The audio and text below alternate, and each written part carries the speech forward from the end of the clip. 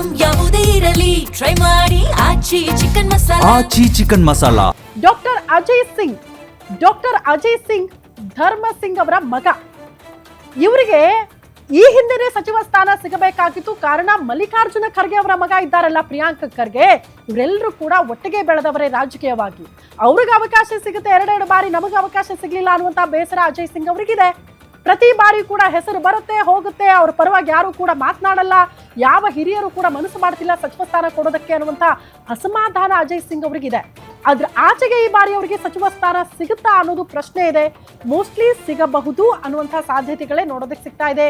ಪ್ರಮುಖವಾಗಿ ರಜಪೂತ ಸಮುದಾಯಕ್ಕೆ ಸಂಬಂಧಪಟ್ಟವರು ಅಜಯ್ ಸಿಂಗ್, ಜೇವರ್ಗಿಯ ಶಾಸಕರು. ಯಾಕೋ ಅವ್ರ ಲಕ್ ಸರಿ ಇಲ್ಲ ಅಂತ ಅನ್ಸುತ್ತೆ, ಪದೇ ಪದೇ ಹಿಂಗ್ ಹೋಗ್ಬಿಡ್ತಾರಲ್ಲ ಅನ್ನುವಂಥ ಪರಿಸ್ಥಿತಿ. ಮಾಜಿ ಮುಖ್ಯಮಂತ್ರಿ ಧರ್ಮ್ ಸಿಂಗ್ ಪುತ್ರ, ಹಿರಿಯ ಶಾಸಕ, ಅನುಭವ ಇದೆ. ರಜಪೂತ್ ಸಮುದಾಯಕ್ಕೆ ನ್ಯಾಯ ಕೊಡ್ತೀರಿ ಅಂತ ಆದ್ರೆ ಅಜಯ್ ಸಿಂಗ್ ಅವರಿಗೆ ಹಿಂದೆನೇ ನೀವು ಅವಕಾಶ ಮಾಡಿಕೊಡ್ಬೇಕಾಗಿತ್ತು, ಸಿಕ್ಕಿಲ್ಲ ಅನ್ನುವಂಥ ಬೇಸರ ಇದೆ. ಕಲ್ಯಾಣ ಕರ್ನಾಟಕದ ಬೋರ್ಡ್ ಅಧ್ಯಕ್ಷರಾಗಿ ಕೂಡ ಯಶಸ್ವಿಯಾಗಿ ಕೆಲಸ ಮಾಡಿರುವ ಕೀರ್ತಿ ಅಜಯ್ ಸಿಂಗ್ ಅವರಿಗಿದೆ. ಎಐಸಿಸಿ ಅಧ್ಯಕ್ಷ ಮಲ್ಲಿಕಾರ್ಜುನ ಖರ್ಗೆ ಅವರ ಕೃಪೆ ತೋರಿದ್ರೆ ಪಕ್ಕಾ ಅವರಿಗೆ ಸಚಿವ ಸ್ಥಾನ ಸಿಗುತ್ತೆ. ಅವ್ರ ಕೃಪೆ, ಅವರ ಆಶೀರ್ವಾದ ಇಲ್ಲ ಅನ್ನೋದಕ್ಕೆ ಅವರಿಗೆ ಸಚಿವ ಸ್ಥಾನ ವಂಚಿತರಾಗ್ಬಿಟ್ಟಿದ್ದಾರೆ ಅಂತ. ಬಟ್ ಈ ಬಾರಿ ದಯವಿಟ್ಟು ಮಲ್ಲಿಕಾರ್ಜುನ ಖರ್ಗೆ ಅವರು ಒಂದು ಅವಕಾಶ ಮಾಡಿಕೊಡಿ ಅಂತ ಅಜಯ್ ಸಿಂಗ್ ಅವರು ಕೇಳ್ತಿದ್ದಾರೆ. ಪುತ್ರನಿಗೆ ಅವಕಾಶ ಮಾಡಿಕೊಟ್ಟಿದ್ದೀರಿ, ನಮಗೊಂದು ಅವಕಾಶ ಕೇಳ್ತಿದ್ದಾರೆ ಅವರು.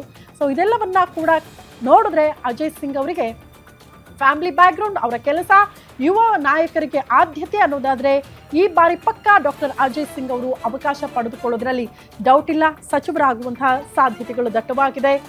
ಕಾದ್ ನೋಡಬೇಕು. ಅಜಯ್ ಸಿಂಗ್ ಅವರು ಕೂಡ ನಿರೀಕ್ಷೆ ಮಾಡ್ತಿದ್ದಾರೆ ಪಕ್ಷದ ನಿರ್ಧಾರ ಏನಾಗಿರುತ್ತೆ ಅಂತ.